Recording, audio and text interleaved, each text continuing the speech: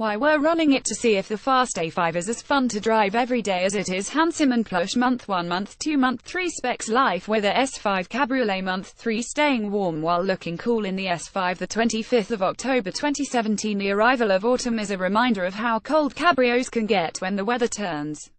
I've been finding this out in the Audi S5, and discovering at the same time the usefulness of the rear windbreak, which I was previously rude about. With it in place, you can cope in cold weather with the top down, so I like it now. Wish it looked better, though. Mileage 9,797. Back to the top: life with a S5 Cabriolet. Month 2 healing the S5 Cabriolet's battle scars. The 20th of September 2017. The Audi came into sharp contact with a deer a couple of weeks ago, as you might have heard. Killed the animal, sadly, and mangled the S5's frontal plastics, but at least the airbags didn't go off. Audi's phone recovery service was prompt and immaculate. The car was collected within a couple of hours and now its repair is largely complete.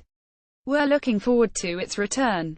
Mileage 6,270. Fine-tuning the S5 Cabriolet configuration. The 23rd of August 2017. It has taken a while, but I've finally got to grips with the configurable driving controls essential to full enjoyment of any Audi S5, and especially the Cabrio, which is unusually satisfying at both extremes of its performance. Often in the Cabrio, in the same half-day, you'll first need to cruise a motorway, top up to cut wind rush and other people's tire noise while the engine pulls fuel-saving low revs in 8th gear.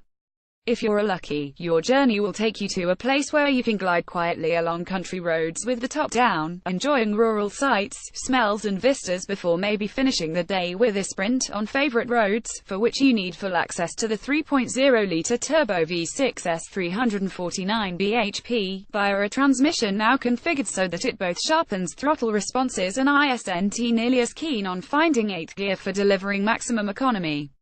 The transmission part is easy: pull the lever backwards and you'll get Sport, which will either let you change manually on the shift pedals or give you an auto regime that ensures that the engine is nearly always operating between maximum torque and maximum power, with a smooth bark from the S5's impressively purposeful quad exhausts curling up to your ears across the car's rear deck.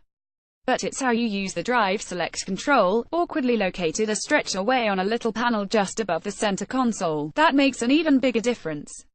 Press it, and you'll be offered a chance to select comfort, auto or dynamic settings for the engine and gearbox, the suspension, magnetic shocks, the electric power steering, the rear diff which tames wheel spin and dispenses torque vectoring, and the engine sound. You'll soon tire of changing these settings all the time, especially since the switch stays live for only 4 seconds, which is too short a time if, like me, you are not especially dexterous. The solution is to decide your own settings for these 5 functions and then freeze them under the individual selection. If you care about such minutiae, and you will once you get to know the car, it takes time to reach an ideal. Mine is engine set to dynamic, suspension to auto, which assesses road surface action and makes its own decision, steering to dynamic, diff to auto, and engine sound to dynamic. My result is a sporty but fairly subdued engine, a quickened throttle response, firm steering that suits the system's quick gearing, and a diff that does as much as it can to keep me online when powering energetically out of corners. So far, I'm really pleased with the car, which couldn't be better summer transport.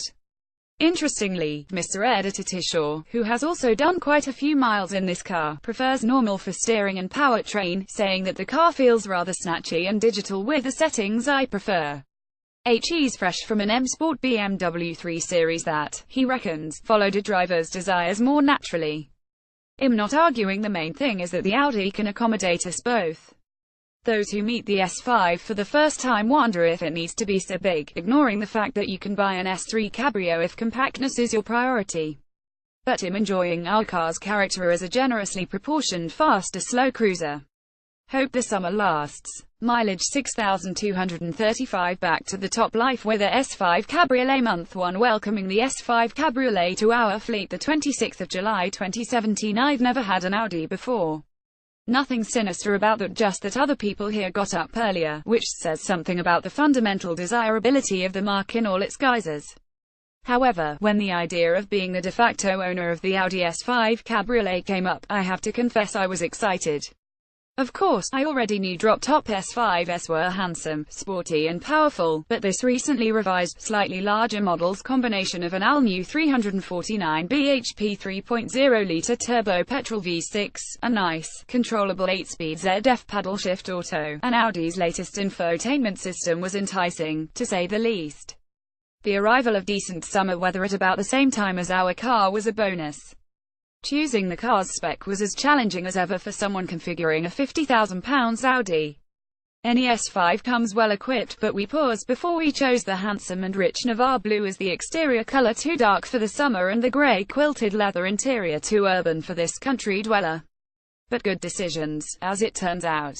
The £1,200 Quattro system with sports differential chose itself what deny himself class bis traction with a bit of torque vectoring chucked in, ditto the £900 S suspension and adjustable dampers, which, in already finding, allow the car to be configured ideally for a width and normal variety of British roads.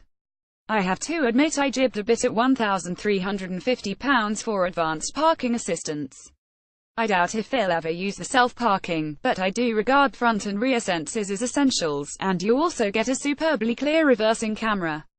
I love head-up displays, even at £900, and I knew the £750 Bang Olufsen audio system and £325 phone paraphernalia would help make journeys shorter. Folding mirrors make sense, and I happen to like flat-bottomed steering wheels. Stuff I wish I'd left out: the £50 smoking pack is obvious, plus the £300 wind deflector, which is a dream destroyer to me, much like mud flaps. Besides, I've already proved that in open guise the carbon is largely free from buffeting.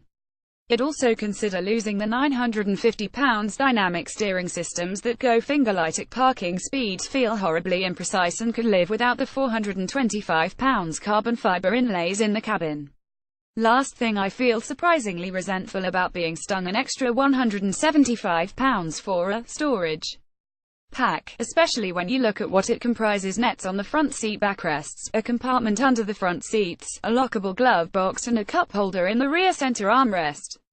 Surely, in a car costing £51,835 basic, and £60,880 with options, this can be taken for granted, can't it? I know in today's PCP deals such things hardly make a quid a month difference, but it's the principle. And the driving. I've put 4,000 miles under this car's wheels in 4 weeks. In the autocar environment, cars that accumulate big miles tend to offer the best combination of good times and ease of use, and the S5 Cabriolet delivers on both counts. I have to admit, I paused over our test team's not quite brilliant verdict on a new spec S5 coupe, but their verdict was delivered against a background of harder-edged Mercedes-M and BMW tarmac jumpers, whereas this car is definitely a cruiser. It's a quick cruiser, mind. Audi claims 5.1 sec for the 062 mph Sprint. Plant it, and the car ups its acceleration all the better because the permanent four-wheel drive system allows no wheel spin at all in the dry, and only a chirrup in the wet. But you rarely drive it like that. This is either a brisk or a leisurely cruiser. Pleasures include the smooth rasp of the exhaust, curling up to your ear over the rear deck from the impressive quad exhausts. The engine, which delivers maximum torque 369 pounds-feet from 1,400 revolutions per minute, is the soul of docility, even if it can also produce a decent yowl and plenty of thrust near the 6,500 revolutions per minute redline. I had two concerns about running a convertible: one, that the motorway cruising noise level would make life hard; two, that the S5 Cabrio would lack the body rigidity of space-framed sports cars I've owned, and of the admirably stiff Mazda MX-5 I have now. I've now been far enough, fast enough to know neither issue matters. The multi-skin ragtop Audi is as quiet as a coupe when cruising and also feels comfortably rigid over bumps. Such stiffness might have something to do with a curb weight nearing 2 tons. Despite the avoirdupois, the S5 Cabrio feels nimble when you lean on it. The steering is nicely weighted, but not exactly special in a class full of superb contenders. But pitch it fast into bends, thinking it'll understeer, and it just doesn't, mainly because there's plenty of 25,535 R19 rubber on the road, and because of the torque vectoring. It completes the second half of bends neatly indeed, flattering or driving and emerging exactly on line. The ride, depending which of 4 driving modes you choose, varies from rock-hard jittery to quite soft and pitchy on rough suburban streets, just the kind of spectrum of adjustment you need. I usually choose second softest. This is a capable and accomplished car, especially for the use we've so far put it to. We might find something different when the weather turns bad, but somehow I doubt it. Audi S5 Cabriolet 3.0 TFSI Quattro specification specs price new £51,835 price as tested £60,880 options Navarre blue paint £645 Quattro with sports differential £1,200 head-up display £900 parking assistance pack advanced includes Audi Presense 360-degree camera park assist side assist cross traffic assist exit warning £1,350 storage pack includes storage netting, under-seat storage, lockable glove box, rear cup holders £175, dynamic steering £950, suspension £900, flat-bottomed steering wheel £100, carbon inlays £425, heated folding door mirrors £225, wind deflector £300, smoking pack £50, light and vision pack includes Audi virtual cockpit extended LED interior lighting, matrix LED headlights, dynamic front and rear indicators £750, Bang Olufsen audio £750, phone box £325, test data engine 2995 cc, V6, turbocharged petrol power 349 bhp at 54,006,400 revolutions per minute, torque 369 pounds-feet at 13,704,500 revolutions per minute, top speed 155 miles per hour, 062 mph, 5.1 sec, claimed fuel economy 35.3 mpg, test fuel economy 36.2 mpg, co 2 181 gkm, faults none, expenses none, back to the top.